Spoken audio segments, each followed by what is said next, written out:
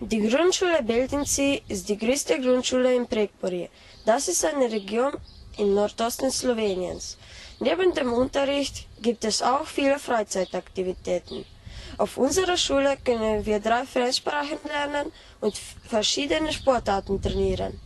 Zwischen den Schülern gibt es auch ein paar Cliquen. Freunde treffen sich nach dem Unterricht am Sportplatz. Wir verstehen uns auch mit unseren Lehrern sehr gut. Alle verstehen uns und helfen uns bei unseren Problemen. Was gefällt dir am meisten auf dieser Schule? Ich mag nette Lehrer und viele verschiedene Aktivitäten. Hier kann jemand etwas für sich selbst finden. Es gibt echt alles, vom Fußball bis Theater.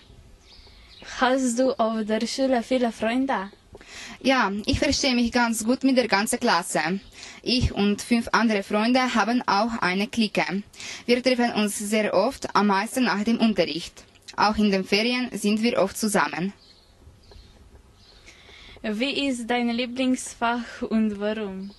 Am meisten mag ich Deutsch. Wir sind in kleine Gruppen verteilt, darum können wir allen viel sprechen. Die Lehrerin lehrt auf verschiedene Weisen, deshalb ist der Unterricht immer interessant. Auch Slowenisch und Kunst finde ich toll. Wie ist das Verhältnis zwischen den Schülern und Lehrern? Es klappt ganz gut. Alle Lehrer verstehen uns. Sie sind sehr nett und helfen uns, wenn wir Probleme haben.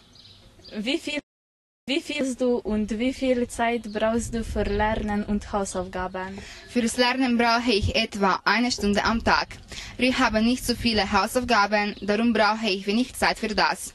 So habe ich von 3 bis 5 Stunden Freizeit am Tag. Aber wenn wir Prüfung haben, lerne ich mehr. Dankeschön. Bitteschön.